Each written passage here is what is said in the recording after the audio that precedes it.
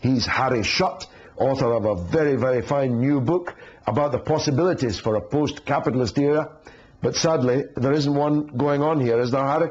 Do we have a post-capitalist era? We thought we might. Well, no, unfortunately not, but it could happen even in my lifetime, I think. You think that there's a possibility that the apparent recovery might be illusory?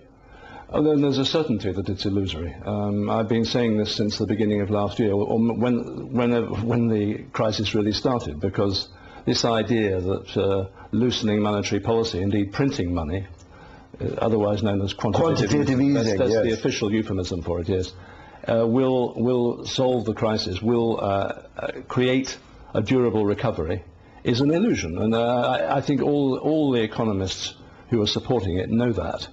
But they can't think of anything else to do. And they also keep saying, and they're going to be proved wrong on this too, that it won't result in inflation. As if you, I mean... It simply must result in inflation. Indeed, it already is, but the symptoms are being suppressed, and not just by massaging the official statistics, which is, of course, one of the techniques employed by industrialized countries around the world to try and keep people from feeling that they're actually getting poorer, where their incomes remain the same but prices rise. We're all familiar with this. But the recession wasn't what you and I predicted. The number of companies closing down, the number of people losing their jobs, the number of houses being repossessed, and the length of time that the economy has taken to move back into apparent growth have all been other than as we predicted. Aren't we just Cassandras crying in the wind?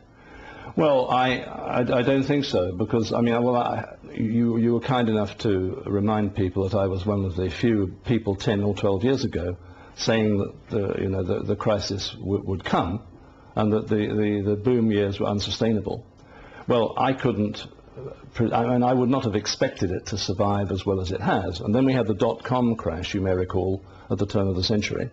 And I thought that was the big one. I thought that the stock market downturn that occurred then would bring about the kind of crash that we had in the early 1930s, the Great Wall Street crash. But the combination of official misinformation, manipulation of markets, and sheer just fraudulent accounting has managed to maintain the illusion, which of course nearly everyone wants to go on believing, because nobody likes the idea of radical change, but of course the people who like it least of all are the ones who stand to lose the most, who are the big business and the politicians they control.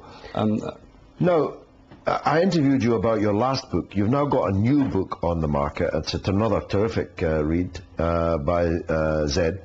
Tell us what the thesis of that book is.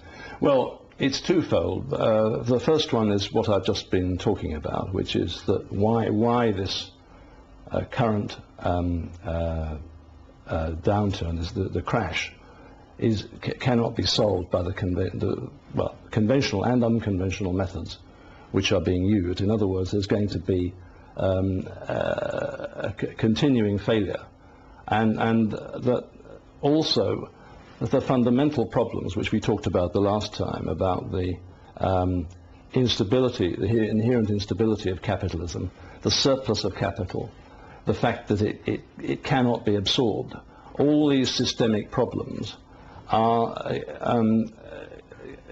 cannot be solved. And in fact, and this is the fundamental point, capitalism is now an outmoded system. We don't need all this capital, as I think I explained last time, and therefore to go on favouring investment, much of it wasteful. I mentioned the London Olympics the last time, which might have been a bit insulting to some of your constituents, but then we also have things like this cash for clunkers program, people being subsidised to replace their cars early. I mean, it really... you'd think people from another planet would think we must be insane to operate such a wasteful economic system. And I would say also, and this is in the book, that as time with the advent of environmental crises, of which global warming is just one of them, is the best known symptom, we have got in any case to make in future conserve our resources as a species on this finite planet, on which we now have 7 times as many people as there were 150 years ago.